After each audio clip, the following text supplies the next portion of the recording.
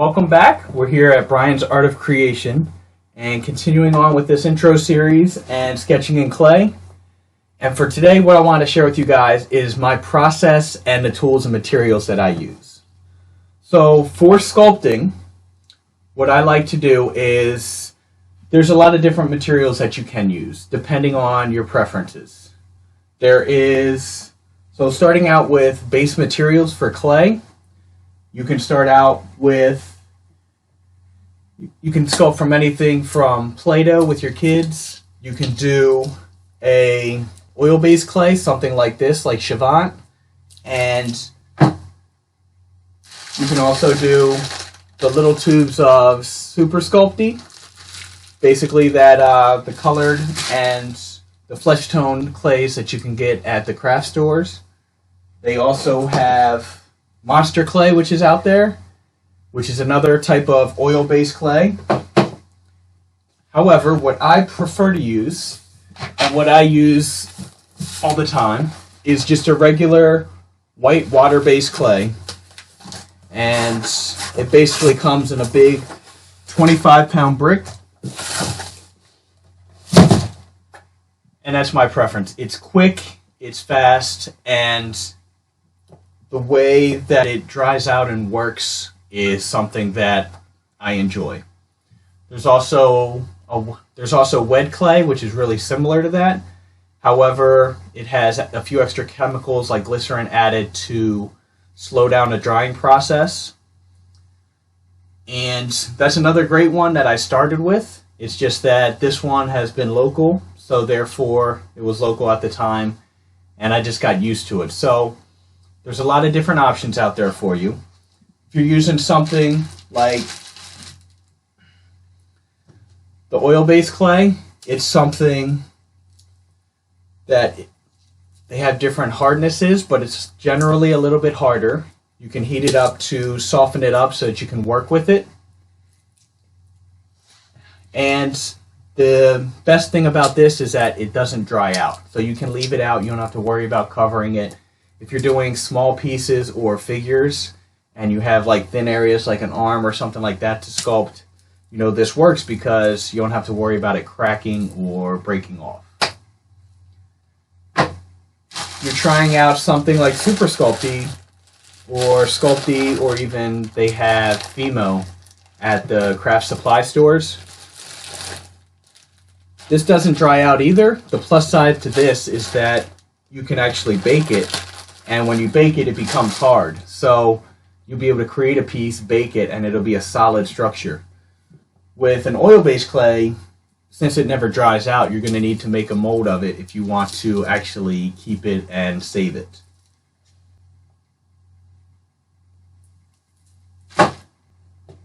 Monster Clay is another oil-based clay that is similar to Chavant and some of the other oil-based clays. It's another modeling clay. Same thing. It doesn't dry out, therefore you don't have to worry about it cracking. You don't have to worry about covering it up. The other thing with Monster Clay is it heats up a lot quicker than the other oil-based clays. So therefore, if you wanted to melt it into a liquid and pour it into a mold to do a press, it's a lot easier with that clay. That's another plus for that one. Now, with water-based clay is a lot quicker and it's a lot softer.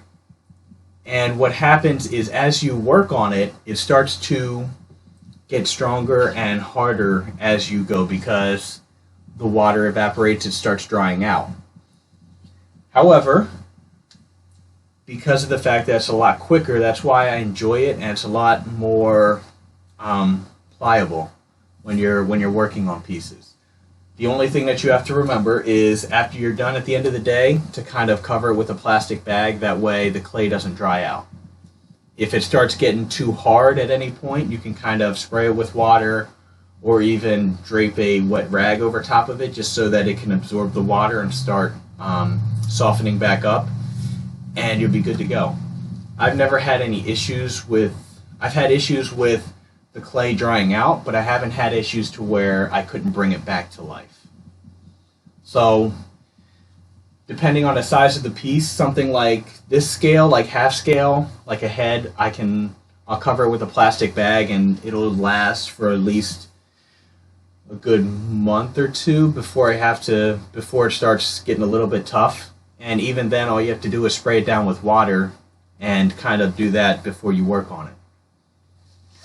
With bigger heads, I mean, it'll last, you can get it to last under the bag for even longer. Now, water-based clay is my own personal preference, and that's what I always sculpt with, and it's just because it's so quick and easy to work with, and I can get the shapes down. And I'm also going to show you a few other reasons to why I use it. And it'll kind of come in when I'm working on pieces. Like, say, for this little character, I always start out a sculpt and I try to figure it out, especially if I'm doing a portrait or something. And then later on I have to make sure that I add some kind of expression, something that really brings it to life, so that it's just not a straight-on portrait that's just kind of staring back at you, because it just isn't as interesting for me to work on, for the viewer. And so one thing with water-based clay is that because it's still soft and pliable, you know, I can change things around. I can still move the head to the side. I can still move it back and forth, or kind of shift things around.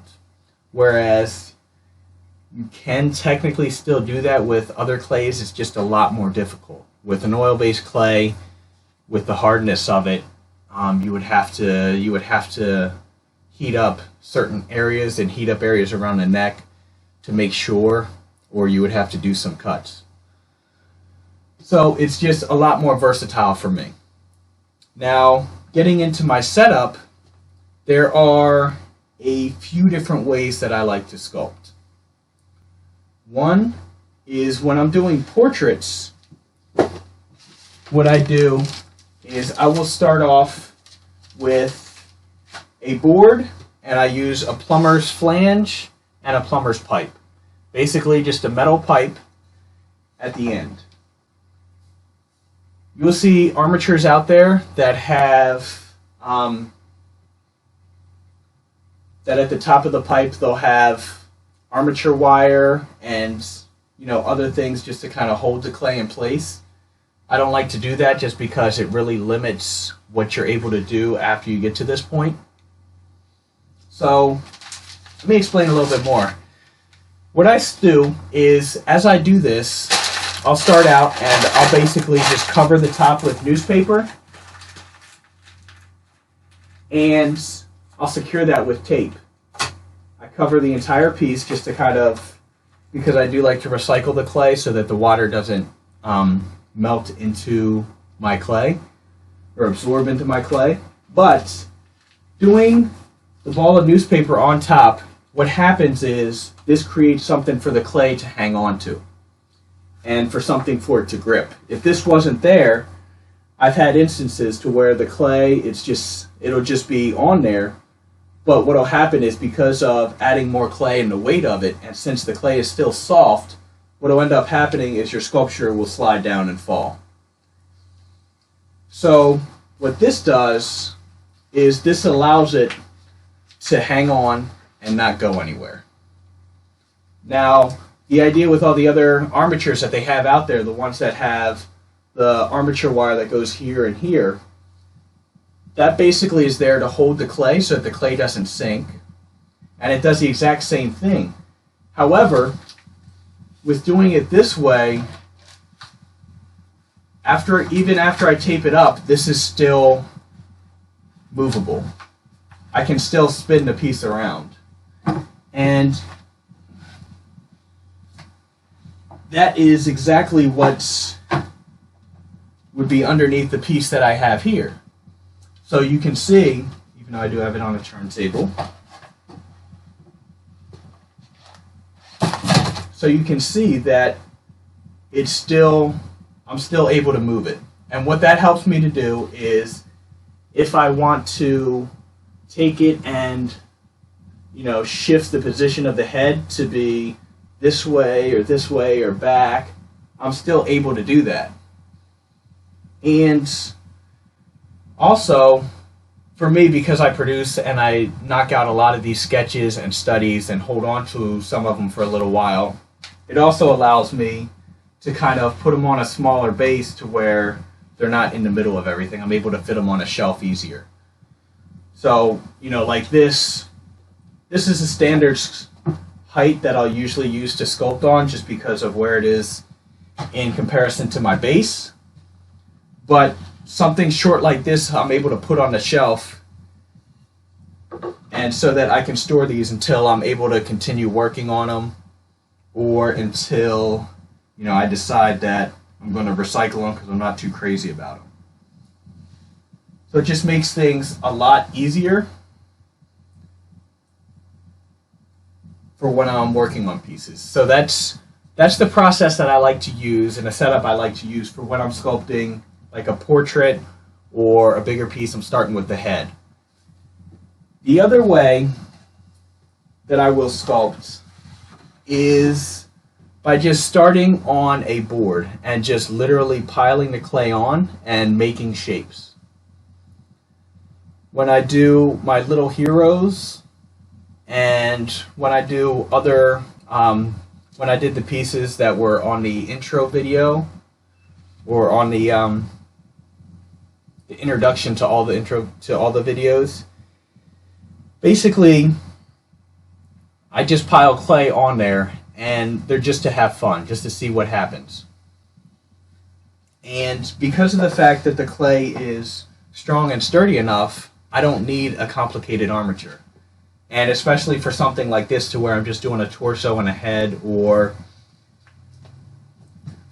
when I'm doing some of my little heroes characters, I literally just start with a ball of clay, and I'll make a little column of clay and just kind of set it on there, block in the head, play around with it, move the body around and figure out the pose, and I don't need any complicated things holding me back.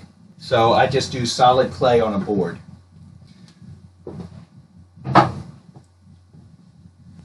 The other way I would like to sculpt is, if you can use, I either use a base, or a base like this, or even sometimes just a post. And you can do quick figure studies, whether I wanted to do seated poses or kind of coming out of the column. And so I'll use something like this. And so, besides that, I use those. The sculpting tools, for the most part, I use a lot of scraper tools, palette knives that kind of get me to make planes and get sharp edges and just kind of help me to define the form. A lot of loop tools and rake tools.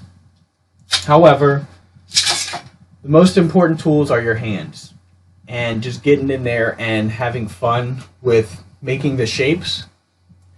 And with using your hands, you're going to be focusing on the big picture, on the shapes of the face, on the shapes of your character, and you're not going to be worrying about trying to put in this wrinkle and that wrinkle way too early on. So I'm going to go into the tools and things a little bit more as I create some more videos, and as I kind of actually start sculpting some stuff for you guys. But I just wanted to give a quick overview of some of the different tools and the way I approach the sculptures that I like to do, and how I actually go in. Now, as far as the subject material, I'll go about it in one of a few ways. For my Little Heroes project, I will have pictures up of the kid that I'm creating it for, and I'll have some of my favorite images from them, trying to capture their expression, who they are as a person, as a kid. And I'll have like one that has just an amazing pose that I want to capture. And from there, I'll just start up on the base and just sculpting a character head and just developing it from there. When I go in with portraits, either I'll have some pictures of a likeness, or of some character that I'm trying to create. Or if I'm not trying to create anything in particular, a lot of times I come in and I just throw the paper on top, I throw some clay on there, and I just start seeing it. I just start going and seeing what comes out. A lot of times I'll start with more of a humanoid head and then see where it takes me. With this one, when I did this over the weekend, it started out as a girl, kind of like a fairy type of girl, which then I transformed into a werewolf type of character, grew out her snout, had her transform a little bit, didn't like that, and then turned her back to a regular girl and kind of in a looking up and kind of praying pose, but wasn't feeling that either, which developed me into a screaming banshee type of character, adding in a little bit of a snake mouth and some long teeth, and creating that. So every single one of these pieces, they all start out with just going in, having fun, and enjoying it. I don't know exactly how they're going to turn out.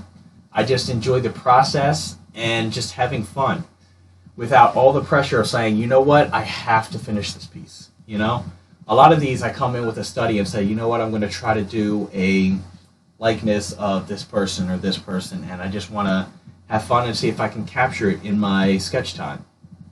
A lot of the inner demons, a lot of the original characters I created, they started out as sketches not knowing what they were going to look like, but they turned out interesting. And what happens is, you know, I'd be like, well, that was fun. That turned out really cool. I like that. I'm going to explore it more, and I'm going to keep going with it. And so, you know, I'll set it aside for a little while, and I'll keep looking at it. And then when I have an idea that really just kind of, I decide, you know what, I want to work on that, and I want to really flesh it out, I'll go in there and I'll put it on a board like this, a little bit shorter, depending on the size I want to make it, what kind of base I want to design and give to it, and I'll create the piece. So I will share a little bit more of that along with the tools and the exact structure that I go through as I do some more videos, but this right here is my basic setup. Just a sculpting stand along with usually my turntable and just a board with a pipe. And that is how I start a lot of my pieces. So hopefully you guys have enjoyed this. Look out for the next video, and I will talk to you guys soon. Thank you for watching. Let me know what you think.